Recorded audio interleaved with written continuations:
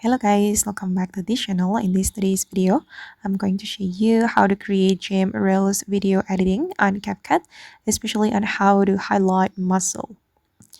Okay, let's get into it guys. First of all, I'm going to create new project on CapCut, and then I'm going to go to the CapCut library and I'm going to search muscle video because I don't have any footage to be edited.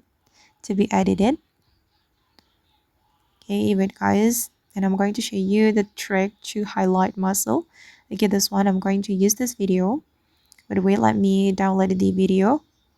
Okay, I'm going to add this video to my project, and then I'm going to add red background to this video as an overlay. We can go to the overlay, add overlay, and I'm going to go back to the library and search red background. Okay, oops, I think there is no red background here. Oh my god, there is no red background guys, so we need to download it first. Okay, I have just downloaded the red color, this one. Okay, make it as an overlay and I'm going to make it align with my video. Oops, sorry.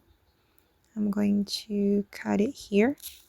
Okay, and then we're going to apply mask. We can go to the mask option guys. You can scroll all the way to the right until you find mask, and then I'm going to choose circle and I'm going to adjust the mask, and you can put it on the muscle like this, and wait, let me rotate it. Okay, like this, and then you're going to adjust the feather. Okay, and it will be like this. Okay, and done. And if the muscle is moving guys, you can use keyframe to make the mask follow the moving object. You can use keyframe right here, and then you can adjust it one by one, just like this. Yeah, you just keep adjusting until you're satisfied with how it looks. Okay, and I'm going to play it guys, show you the result.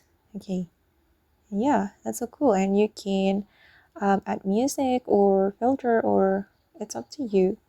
And for the reels, I think this video is not suitable for reels because it's landscape, so you need to change the ratio to portrait like this.